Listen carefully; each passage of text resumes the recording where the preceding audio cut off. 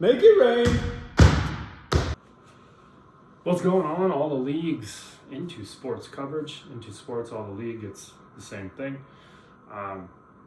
Just real quick, we're in the abyss right now. We're in a really bad time of year. Upper Midwest, we're in extreme wintry conditions, and no sports. That's really the big thing. Super Bowl is over and done with. Even basketball now, they're going to take a ton of time off for the NBA All-Star Game, which I don't watch non-competitive sports. I just can't. I used to when I was about 13, 14, really liked the All-Star Game, shooting contests and dunk contests. Now, ever since like Vince Carter, not for me. I like competitive sports. So anyway, that's a long time. So where do we go from here? We need sports. We need coverage. We need people yapping about it. That's the point. Trying to kind of sit here and make that happen. So let's kind of jump into those Timberwolves and see what they've been doing lately. Quick reference on the gentleman who single-handedly beat the Timberwolves recently, and more references to him in the NBA coverage upcoming. Obviously, I love the game of basketball. There's just more questions you have to ask me in order for me to tell you about myself. I just can't give you a whole spiel. I don't even know where you're sitting at. Recently I've been shiting all over the Timberwolves, and I think there's good in that. When you have heavy expectations, high expectations, you want them to succeed. You want them to play well. I wanted them to be the number one seed this year. I wanted them to overtake OKC. They still have a chance to do that, but let's be honest about it. In that regard, OKC is almost certainly going to be number one. I hope the Wolves do enough to get to number two, but remains to be seen. Anyway, they've been losing to teams that don't even have full rosters recently, like G League affiliate teams. So going into this week, you're a little bit like, oh man, this is a tough go. So let's transition. The last two games. Played the Hawks, they played the Blazers. Hawks are a pretty good team. They're around 500. Alexander Walker comes back to Minneapolis, which is cool. Good guy, great player. He's a 20-point-per-game scorer on a good team this year. Kudos to him. Obviously, the Timberwolves would have liked to have kept him, but unlike the Kansas City Chiefs, who are able to keep everyone without ever adhering to salary cap stipulations, the Timberwolves needed to get rid of Nah. They just couldn't afford him. So in that regard, they went into this game going against the Hawks, who came to Minneapolis without Jalen Johnson, without Dyson Daniels. Jalen Johnson's a star. He's an all-star. Fantasy basketball reference, one of my best players. I'm a nerd. I play fantasy basketball, big whoop. Dyson Daniels is one of the best defenders in the whole league. He can score as well. Two great players out of the lineup. So the Timberwolves have a little bit of luck in that regard. But the Timberwolves, like I said, have lost to the worst teams in the league lately a lot. 5, 6, 7 games recently. They've lost to the Clippers with a depleted roster, the Pelicans 13-40, the Jazz with a depleted roster, etc. So there's no guarantees. And the Timberwolves came in, played well, didn't let up, etc. They have a formula, basically.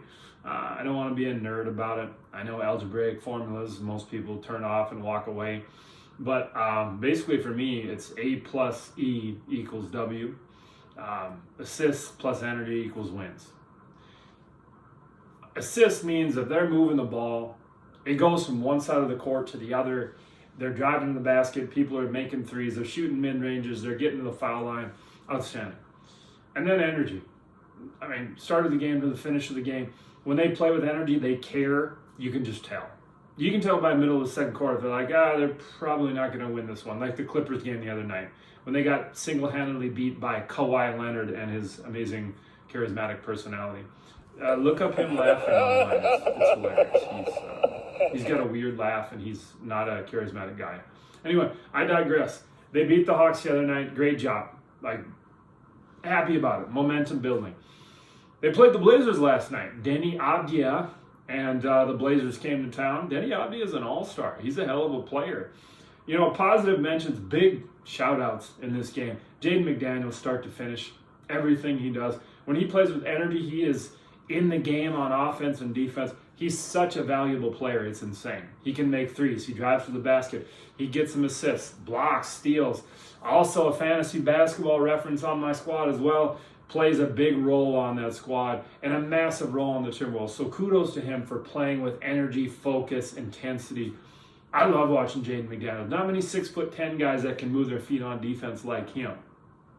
Next shout out got to be Randall. Guy scored 40 points and he did it efficiently. He's just a hell of a ball player. And speaking of Denny Abdia and also Chet Holmgren, any chance I rip Chet Holmgren even though he's from Minneapolis, which I don't care. I'm not from here. So Chet Holmgren makes the All-Star team. His numbers pale in comparison to Julius Randle. Who do you think should have made the All-Star team? Denny Abdia, Chet Holmgren, or Julius Randle? Randle didn't. Holmgren did. Abdia's numbers are really good, but he plays on a team that's not even 500, and he made it over Randle. That's a little bit weird to me. I get Holmgren. He's part of the Thunder, SGA, and the Flop Queens, but still, Randle should have made it over them. Comment if you feel I am stupid. Not just necessarily stupid in real life, I am, but just based on that specific comment. Other than that, Ayo Dosunmo, been a few games now. He's looking more and more comfortable as time passes, which is what you want to happen in a setting. Just like if you're playing ball with some dudes you've randomly met, you're like, hey, let's all put a team together. Sometimes it takes a few games to understand tendencies, weaknesses, strengths, all this good stuff. So just a hell of a ball player. Love seeing him. I didn't know he was so big. I mean, he's 6'4", 6'5", as a backup combo point guard. He can make threes. He gets to the basket. I knew all that stuff. But watching him out there on the court, seeing him out there with Edwards and DiVincenzo and McDaniels and Gobert, it's a nice, solid lineup that does a lot of things. I'm real excited about it. The only thing I'm not excited about is the fact that basketball is not going to happen for so long. Now the Timberwolves finally hit their groove, had a couple of games, everything's exciting, it's fun. Now we got to take a week off to watch a bunch of dudes like go out and basically just, hey, get their all-star checks and call it a day. They're more excited about vacation and time off. And the rest of us who are starved for sports, we just sit and wait and wait and wait. So that's kind of sucks. Anyway, great job, Timberwolves. Love to see it. Energy, optimism, all that good stuff. Let's do it.